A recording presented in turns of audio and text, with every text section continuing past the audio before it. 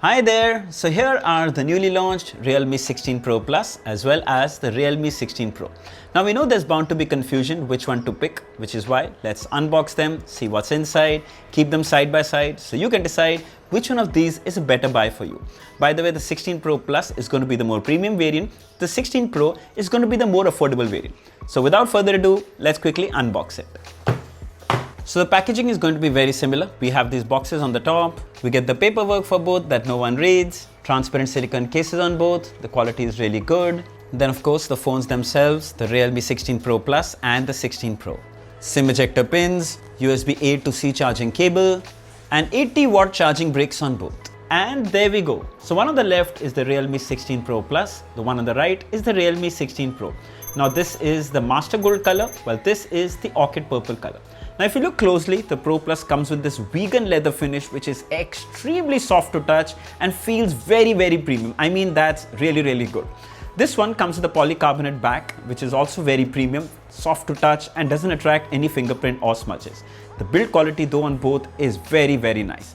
I also like to talk about the camera island here. There's a new design, but this one comes with a sliding island here, while this one is that hard island where you can feel the thing here, while this is soft. It feels really nice to touch. Check this out. Though I must say both devices look extremely premium. The island on the Pro Plus is actually stainless steel, while this is polycarbonate. You can see the premiumness in the Pro Plus. Truly stands out. Alright, let's have a quick look at the build and design. So the Realme 16 Pro Plus weighs at 203 grams, while the Pro weighs at 192 grams. When it comes to the thickness, the Pro Plus is 8.49 mm, while the Pro is 7.75 mm.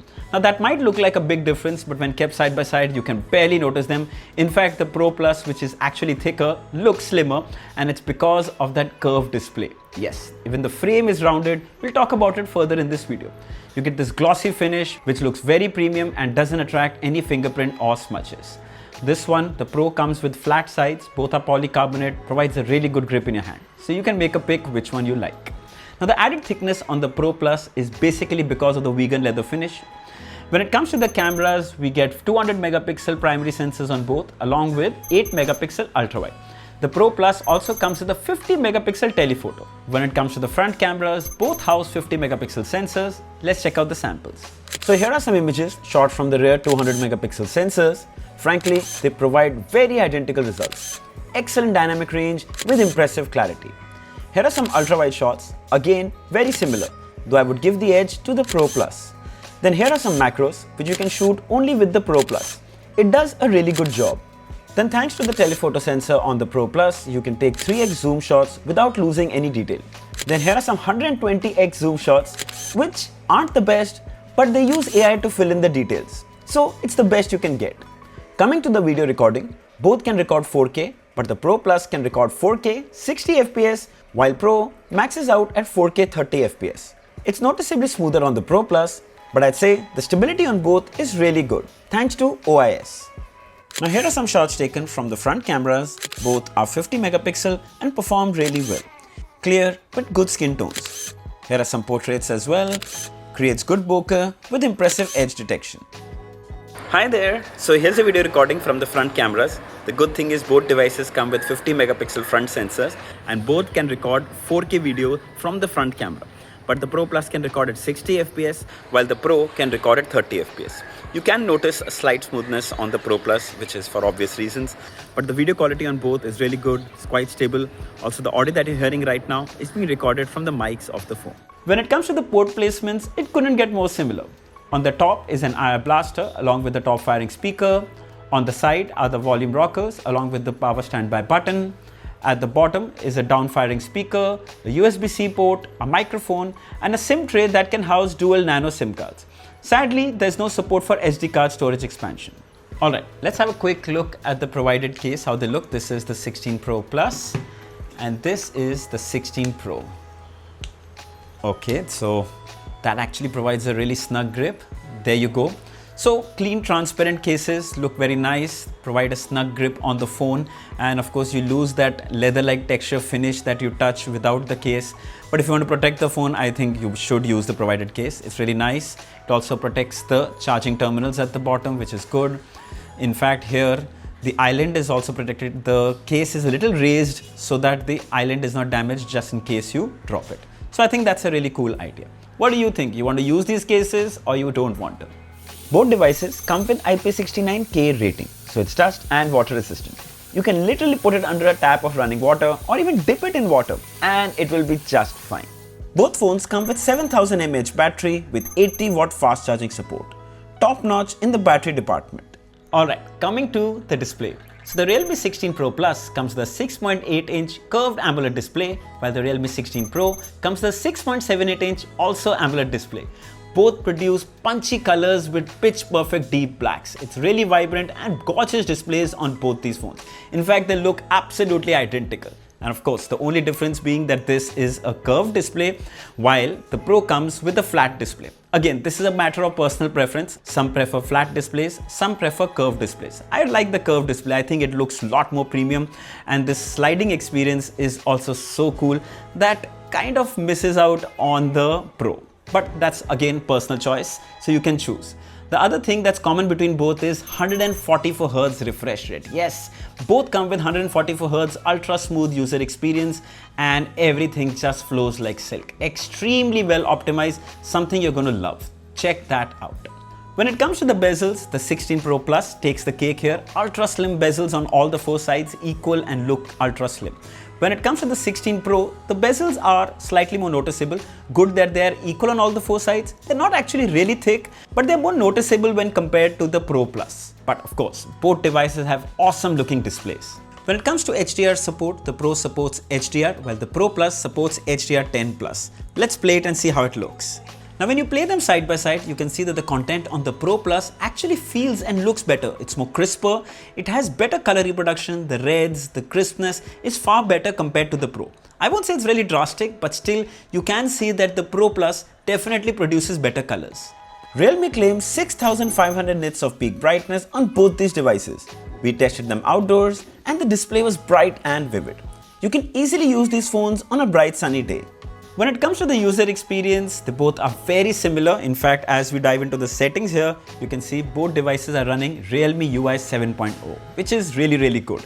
As you dive in further below, you'll be happy to know that both devices ship with Android 16 out of the box. That's really good. The latest Android version and the latest Realme UI. So that's very nice. Now when it comes to the user experience, yes, we do know that Realme does put lots and lots of bloatware apps in here. But the good thing is that you can delete the ones that you don't need. So I don't see that as a huge con. The only thing is you'll have to take time to remove what you don't need. Overall, the user experience is really good on both these devices. Alright, let's talk about the performance. So the Realme 16 Pro Plus is powered by the Snapdragon 7 Gen 4 chipset, while the Realme 16 Pro is powered by the Dimensity 7300 Max chipset. Now, when it comes to day-to-day use, you really won't notice much of a difference. Both are really snappy. But of course, the Snapdragon 7 Gen 4 chipset will perform better in long-term use. So definitely a faster processor and a better processor will be a better buy in long-term use. When it comes to the RAM, both the variants we have come with 12 GB, but the Pro Plus comes with the faster LPDDR5X RAM, while the Pro comes with LPDDR4X RAM. Now, in day-to-day use, you probably might not even notice the difference because apps launch almost similarly at the same speed and pace, but you'll probably notice much of a difference in long-term use. Of course, 5X RAM will definitely be faster and will launch apps and keep them in memory for a longer time. So that's definitely better. Now both these devices come with in-display fingerprint scanner and they're quite fast and snappy to unlock, as you can see. But if we had to put it in numbers, the Pro Plus can unlock in 206 milliseconds while the Pro is 506 milliseconds. So if you see the difference that way in numbers, it's a little slower. However, when you compare it side by side, you can even barely notice the difference. Of course, maybe long run, once you have multiple apps and in long run use, the Pro Plus will be a lot quicker. Now when it comes to Wi-Fi, Pro Plus comes with Wi-Fi 6 and the Pro comes with Wi-Fi 5. Also, Pro Plus comes with 2x2 MIMO Wi-Fi, which is multiple input, multiple output, and the Pro comes with 1x1 CISO Wi-Fi. So that is single input, single output. So while you're gaming or when there is network congestion, the Pro Plus is definitely going to be a better experience. So we also ran the Antutu benchmark. Check this out. So the Pro Plus you get 15,16,000 and on the Pro you get about 9,78,000. Now you can see there is a significant difference between the two. The Pro Plus is almost 50% faster in chipset speed compared to the Pro. So that's something you'll have to keep in mind. We also ran the storage test here. By the way, both these devices come with UFS 3.1. The read speed here is 2076, the read speed here is 2023. The write speed here is 1868, while here it is 1877. So I can say they're almost similar when it comes to read-write speed and storage. When it comes to gaming, we tested BGMI on both and they performed really well. Firstly, we got Super Smooth and Extreme Plus in the graphics settings, which is 90 FPS. The gameplay on both the devices was very identical initially, but the Pro Plus was more stable in long-term gaming. No drop frames or lag. The Pro 2 stood strong but not as good as the Pro Plus. Mostly flawless gaming experience on both these devices, 16 Pro and the 16 Pro Plus. You can definitely consider either of them for gaming. Alright, so which one of these are you gonna pick? The one with the curved display or the one with the flat display? The one with the Snapdragon chipset or the Dimensity chipset? The one with the soft vegan leather finish or the matte polycarbonate back? Well, I know it can get confusing, which is why we shared all the differences between the two devices so you can decide which one is better for you. You'll find the price, availability details and the purchase links below in the description. If you'd like to buy one, you should definitely check this one out. So I hope this video was helpful. Until next time, cheers!